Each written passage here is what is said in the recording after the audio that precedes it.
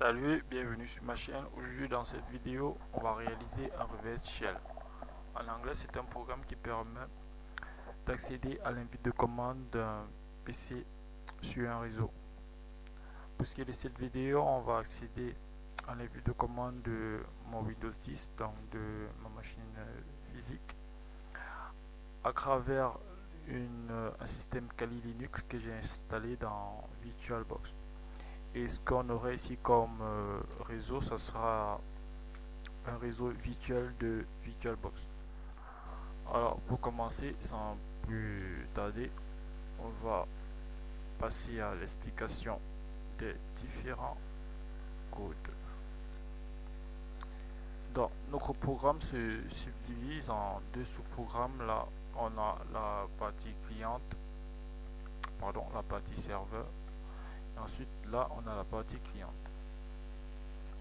Alors, dans la partie cliente, on aura besoin de la librairie socket, comme dans la partie serveur. C'est socket qui va nous permettre de nous connecter à un réseau. Pour accéder à l'invite de commande de la machine cliente, on aura besoin de la librairie subprocess,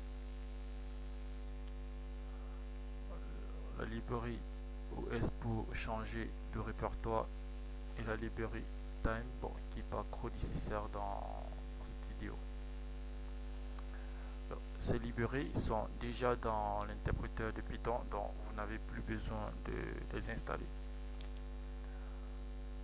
Alors, pour commencer notre programme, on a besoin de spécifier l'adresse IP du réseau où on va se connecter. Notre client va se connecter sur le réseau de la carte virtuelle de VirtualBox. Donc le réseau virtuel de VirtualBox a pour adresse ceci.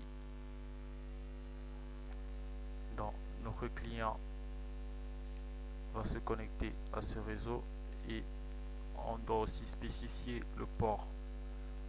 Ici j'utilise un port 8080, vous pouvez utiliser un autre port pourvu que ce port ait 4 caractères de type entier. Donc le port ne sont que des chiffres. Ici buffer, c'est le nombre, la quantité de données qui est transportée à travers le réseau. Ici c'est environ 300 kilooctets de données qui est transportée dans le réseau. Donc à chaque envoi, pour chaque envoi ou chaque réception, 300 kilooctets de données sont transportés. Alors mon programme tourne autour de cette fonction. Je vais l'appeler connexion. Là je crée l'objet de connexion socket.socket et je mets ces instructions. Si vous voulez, vous ne les mettez pas, ça ne dérange pas. Donc vous pouvez supprimer ceci. Donc supprimer ceci, vous aurez des parenthèses vides. Donc ça ne dérange pas si on supprime socket.af init et socket.socketstream. Vu que nous sommes sur le script du client, donc sur la machine client, elle doit se connecter au serveur. Donc on écrit cette instruction s.connect, on met l'adresse à laquelle on doit se connecter, donc l'adresse de la carte de VirtualBox, donc l'adresse du réseau virtuel, et ensuite notre port. Ici je regarde le répertoire dans lequel se trouve ce script, vu que nous sommes en invite de commande. Quand on ouvre l'invite de commande, on a le script dans on a le répertoire dans lequel il est ouvert. Par exemple, si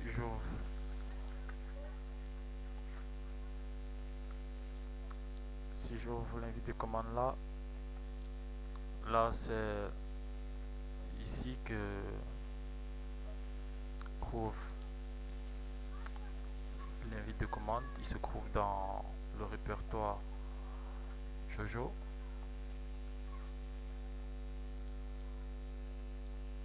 c'est ce que je fais ici.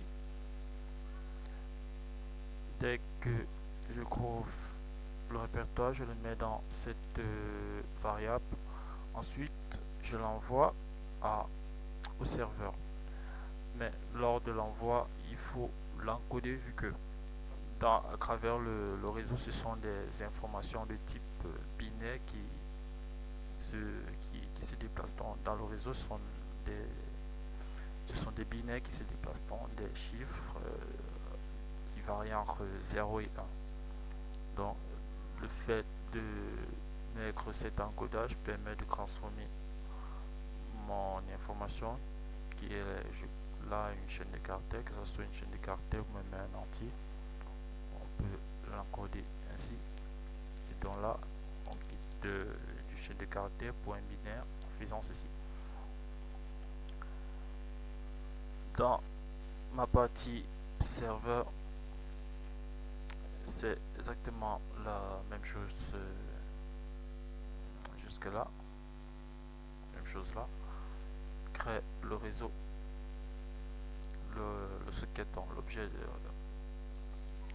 socket là. Sauf que puisque ici il s'agit du serveur, le serveur attend une connexion, donc il ne se connecte pas, il attend qu'on se connecte sur une adresse de la carte de réseau. Donc là déjà on a les mêmes adresses que chez le client. C'est l'adresse de la carte de réseau de VirtualBox. Là. Donc on attend des connexions sur cette adresse, donc ce qui veut dire qu'on attend des connexions sur une carte de réseau de VirtualBox.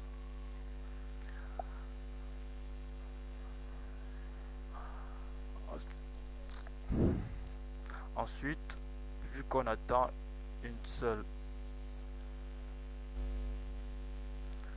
qu'on veut contrôler une seule machine, là on spécifie cette instruction s.listen1 pour dire qu'on attend une connexion d'une seule machine. Là j'affiche pour dire qu'en fait notre socket est prêt. Et ensuite, si effectivement un client s'est connecté, j'envoie le socket du client dans con, cette variable, et l'adresse du client dans cette variable adresse. Bon, cette instruction s'active lorsque un client est connecté, lorsque cette instruction s'active ici. Donc, quand le client se connecte là, l'instruction suivante peut s'activer. Là, quand elle s'active, elle va afficher effectivement qu'elle est connectée à l'utilisateur, donc au hacker qui prend contrôle de notre PC là. Là, j'affiche l'adresse du client et là le port, vu que dans adresse là il y a l'adresse IP et le port. Donc adresse 0 va m'afficher l'adresse IP et adresse 1 va m'afficher le port. Alors ici je reçois une information du serveur. C'est cette information là que j'ai envoyée, qui est le répertoire où se trouve mon script, dans le répertoire qu'aura l'invite de commande, dans lequel va s'ouvrir l'invite de commande. C'est celle là que j'envoie. Je la reçois ici. Alors pour commencer l'exploitation de l'invite de commande, je crée une boucle et dans cette boucle je lis les instructions, les commandes de l'utilisateur avec ceci input. Donc pour chaque lecture d'information, c'est ceci qui va s'afficher, et dans ceci j'ai spécifié l'adresse du serveur, j'ai spécifié le port et le répertoire que j'ai reçu de la machine cliente. Donc j'ai le répertoire dans lequel se lancer mon invite de commande, donc l'invite de commande du client. Alors quand j'ancre une commande, je l'envoie dans cette variable que j'ai appelée commande. Ensuite je la transmets au client, je transmets la commande au client, mais avant de la transmettre, je dois l'encoder, donc je dois l'envoyer en binaire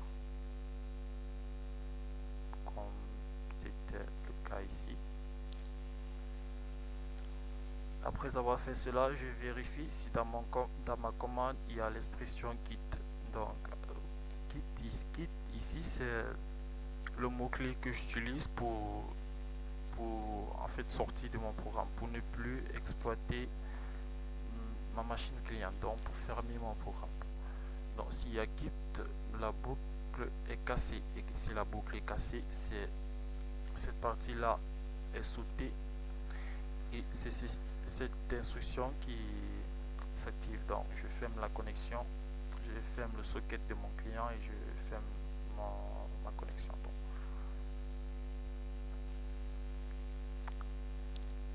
alors si il n'y a pas l'expression kit dans ma commande, alors je peux recevoir des informations de mon client, puisque quand j'envoie ces informations, mon client fait des traitements. Donc déjà il vérifie si là il reçoit l'information, ensuite il vérifie si le mot-clé CD existe dans cette commande. Pourquoi CD? Parce que dans un invite de commande, quand on veut changer de répertoire, on écrit la commande CD suivie du répertoire qu'on veut atteindre, raison pour laquelle je vérifie s'il y a cette instruction. Cette partie là me permet jusqu'à là et me permet de changer de répertoire. Donc elle ne va pas retourner une information en tant que telle au client, si ce n'est que le fait qu'elle va changer nous permettre de changer de répertoire dans l'invite de commande. Donc pour prévoir, anticiper sur les erreurs, je vais entrer mes instructions dans CRY. Alors pour effectivement changer de répertoire, j'utilise la librairie os.ch pour dire change directory. Ensuite je prends à partir du caractère croix de ma commande. Pourquoi ceci? Parce que pour changer de répertoire, j'ai pas besoin de l'expression CD, j'ai juste besoin du répertoire que je dois atteindre, donc de l'arborescence que je dois atteindre. Alors dans la commande, en principe, quand le serveur envoie CD, par exemple CD desktop ou CD nouveau dossier, CD c'est tantôt dit c'est le mot-clé pour changer de répertoire.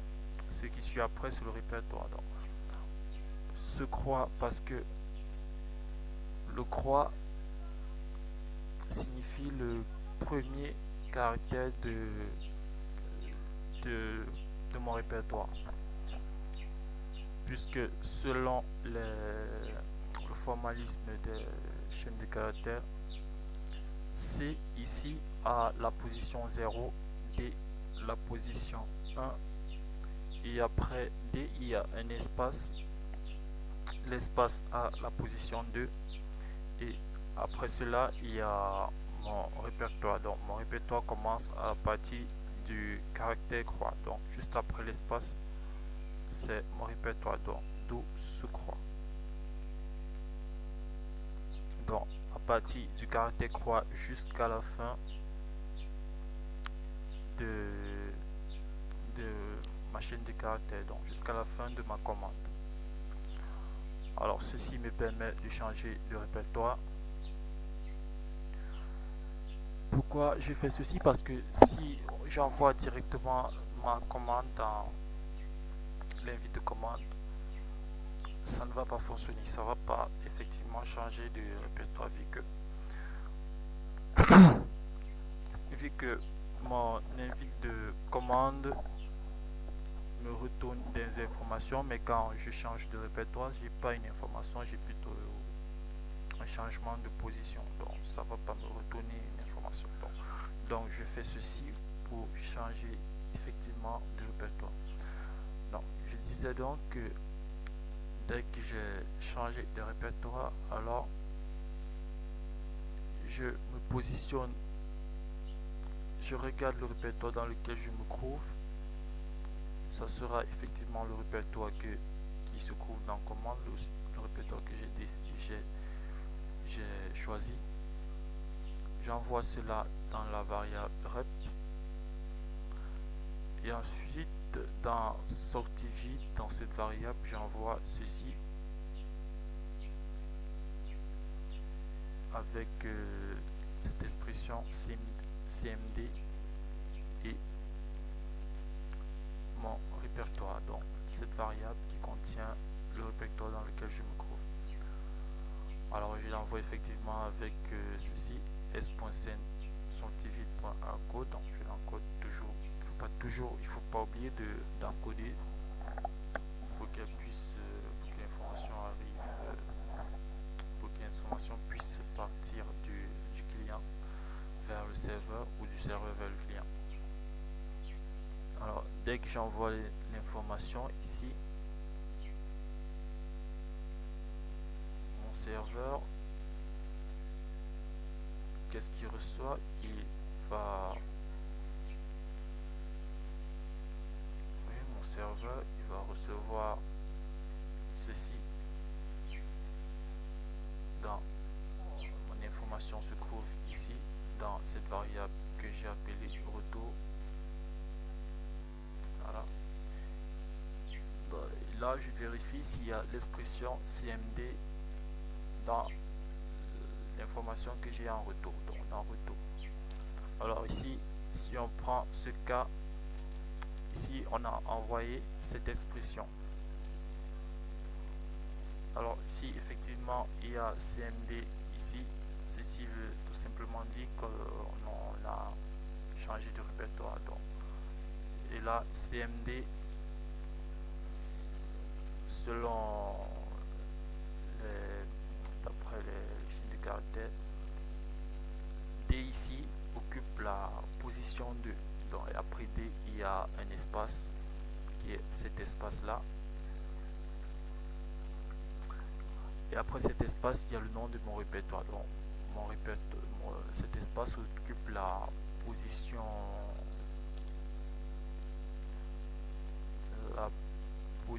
croix, voilà, et mon répertoire commence à partir de la position 4. Donc j'envoie dans répertoire dans rep, j'envoie dans la variable rep mon répertoire qui se trouve à partir de la position 4, donc la position 4 jusqu'à la fin. Alors et en faisant ceci, là je viens d'écraser l'ancien répertoire qui se trouvait dans cette variable là.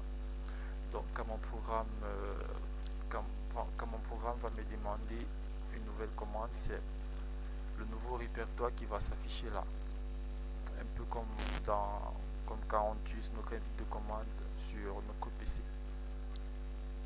Alors si il n'y a pas cmd dans ma commande, dans l'information que j'ai en retour, alors je vais juste afficher l'information, donc ce qui suppose à croire que ce que j'ai en retour là, c'est effectivement le retour d'une commande qui ne vise pas à changer de répertoire. Alors ici, pour anticiper sur des erreurs, j'ai prévu que si il y a des erreurs dans ma commande, si la commande ne correspond pas à ce que j'ai sur la machine de ma victime, donc sur mon client, ça va juste envoyer cette information pour dire que la commande est mauvaise, donc mauvaise commande de déplacement. Parce que si je ne fais pas ceci, mon programme va, en cas d'erreur, mon programme va s'arrêter. Alors, s'il n'y a pas l'expression cd dans ma commande, je vérifie s'il y a l'expression quitte. L'expression quitte nous permet de sortir de notre programme. Donc, s'il y a l'expression quitte, le script va s'interrompre, donc il va s'arrêter. Donc, c'est ce qui se passe ici. Donc, quand j'envoie ma commande là, elle arrive chez le client va vérifier si il y a l'expression quitte là, et ensuite quand j'ai envoyé ma commande là, je vérifie si dans ma commande il y a l'expression quitte. Donc même après avoir vérifié, même après avoir envoyé ma commande, je vérifie s'il y a l'expression quitte pour savoir si le contenu de ma commande vise à sortir du programme.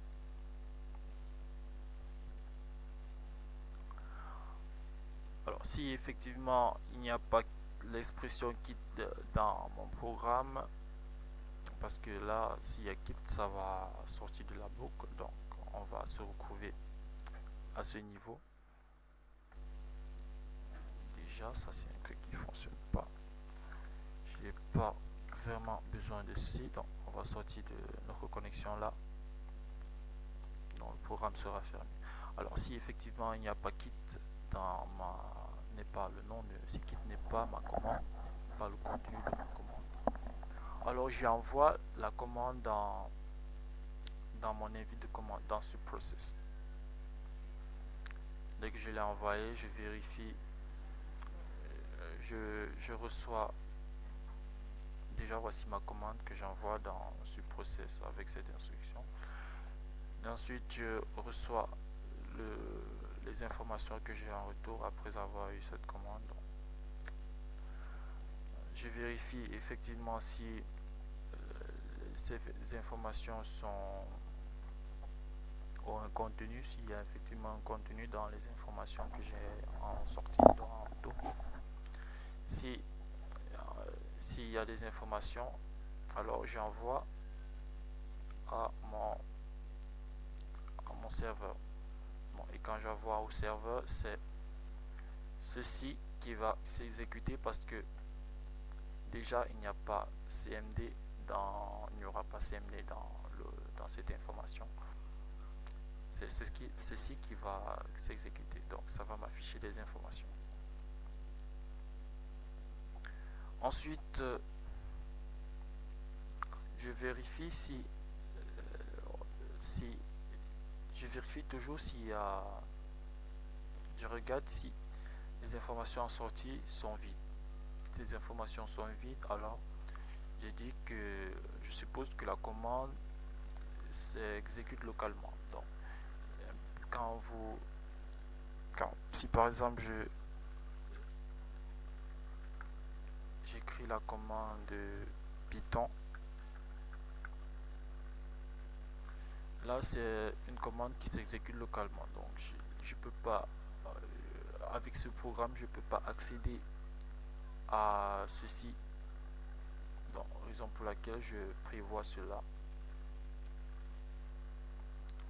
Parce que si je ne fais pas cela, mon programme va rester bloqué parce il va longtemps attendre une information qu'il ne va jamais recevoir. C'est pour ça que je fais ceci. Alors là, c'est pour prévoir des erreurs. Là, je n'ai pas vraiment encore testé ceci, mais bon, je ne sais pas si ça fonctionne vraiment. Alors, on va tester notre programme sans plus tarder. Alors, voici notre programme dans Kali Linux. On va l'exécuter.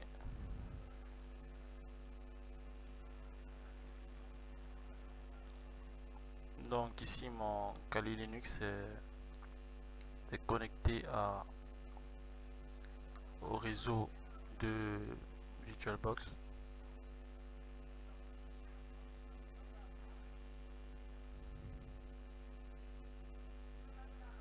Maintenant, je peux exécuter le script via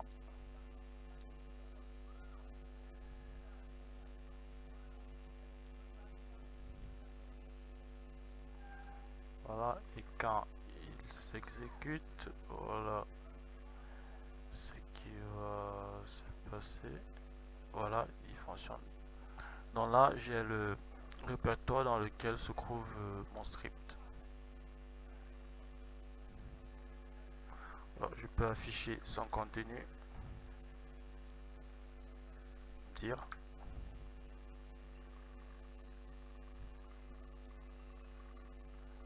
Voilà, si on va effectivement dans le répertoire, c'est exactement ce qui se trouve là. On a client espion.py là et serveur contrôle. Là, on peut constater que on a des Y crima qui je crois veulent signifier un espace. Mais on peut corriger ça, c'est pas un gros souci.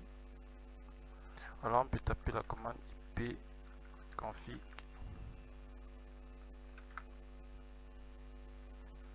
Là c'est la configuration réseau, du moins de mon accès au réseau, à un réseau sur la machine client. Donc si dans l'invite de commande je tape la même commande, vous verrez que c'est la même chose. On est vraiment en train de prendre le contrôle d'un PC. Donc vous voyez, c'est exactement ça. Voilà.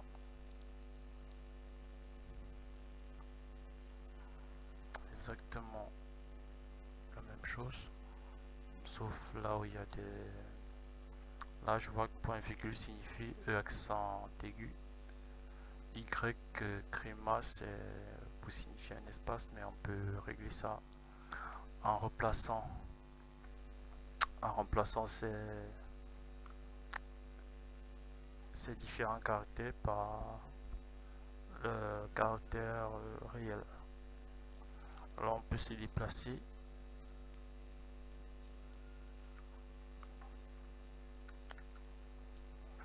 avec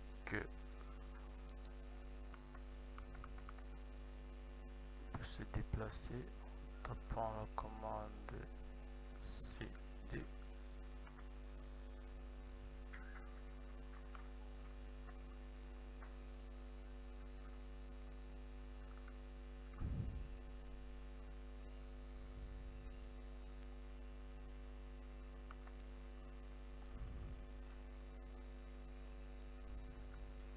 CD. Par exemple, je vais ancrer dans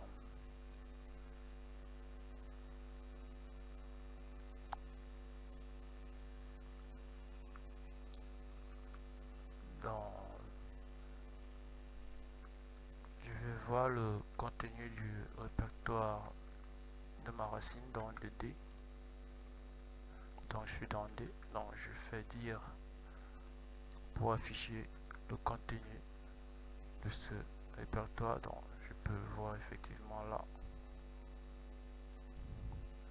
Je vais par exemple ouvrir le fichier Rufus,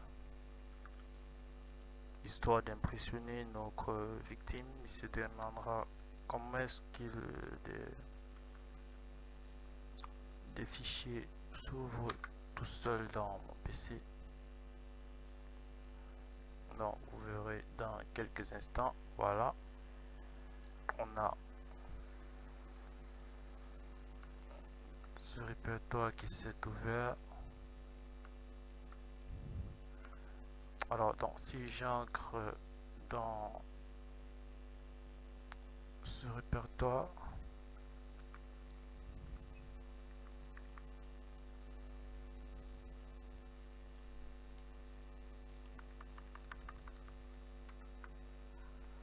vous voyez effectivement qu'il y a exactement les mêmes fichiers. Donc en principe vous pouvez connaître toutes les informations qu'a votre victime, un peu comme si vous étiez sur sa propre machine. Mais la seule chose que vous ne pourrez pas faire, c'est prendre ces informations et les envoyer dans votre PC avec ce programme. Ce programme n'est pas capable d'exfiltrer les données. Mais ce sont des trucs qu'on va améliorer dans un programme, qu'on va ajouter et améliorer dans un programme ultérieur. Parce que c'est tout pour cette vidéo. J'espère que vous l'avez apprécié. Si vous l'avez apprécié, s'il vous plaît, mettez un like, laissez un commentaire si vous n'avez pas compris un détail. Abonnez-vous à ma chaîne, ça me fera vraiment plaisir. Alors, on va se dire à plus.